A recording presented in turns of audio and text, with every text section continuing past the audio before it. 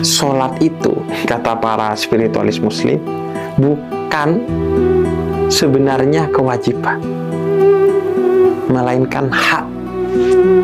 Kenapa? Karena in ahsantum ahsantum li anfusikum.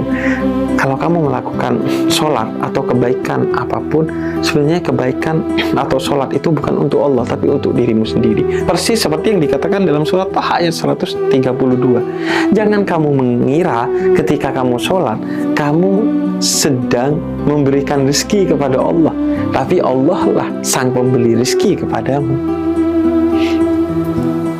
Buktinya, ada orang yang nggak sholat, tetap Allah kasih rezeki.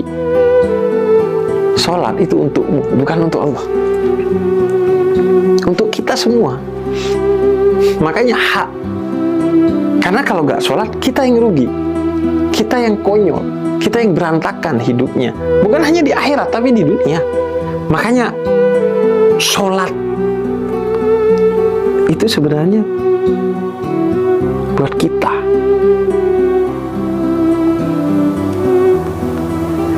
Buat pertama, healingnya kita. Karena ketika Nabi dimi'rajkan, Nabi itu dalam keadaan bersedih lantaran ditinggal wafat oleh pamannya tercinta, yaitu Sayyidina Abu Thalib, dan istrinya tercinta, yaitu Sayyidah Khadijah. Maka kemudian beliau dimi'rajkan dan mendapatkan sholat. Dan sholat adalah mi'rajul mu'min, mi'rajnya semua manusia yang beriman dari umatnya Nabi Muhammad. Maka ini pelajaran bahwa Nabi pun kadang sedih, kadang sumpah, tapi healingnya Nabi itu adalah sholat. Jadi bukan berarti kita nggak boleh healing berwisata. Silahkan, cuman ketahuilah healing yang pertama dan utama adalah sholat.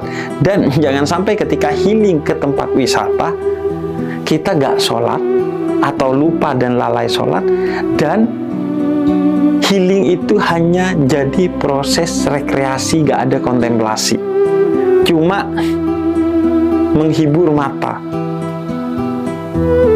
bahkan pikiran pun gak terhibur. Ketika rekreasi tetap sibuk dengan kerjaan kita di HP.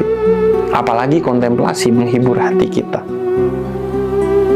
Ini sindiran kepada manusia modern yang industrialis, yang ketika healing itu cuman badannya doang ke tempat wisata, tapi pikiran apalagi hatinya nggak ikut ke sana.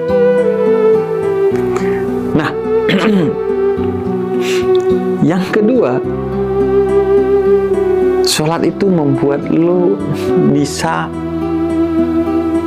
berhenti sejenak dari semua rutinitas, keruwetan, dan aktivitas sehari-hari. Percaya deh, ketika lu sibuk kemudian lu berhenti untuk sholat, maka setelah sholat lu kayak menemukan energi baru. Karena dalam sholat ada tumakninah, ketenangan, sebagai salah satu rukun, yaitu pesan utama sholat. Lo akan lebih powerful setelah sholat untuk melakukan aktivitas lagi. Kalau ruwet, keruwetan itu tensinya akan nurun atau bahkan mungkin hilang. Dan yang ketiga, karena sholat itu ngajak lo untuk ngatur waktu. Ada waktu-waktunya. Pagi, yuk kita kuasai waktu dengan bangun secepat mungkin ketika fajar belum menyingsing, yaitu untuk sholat subuh. Nggak usah bawa-bawa agama.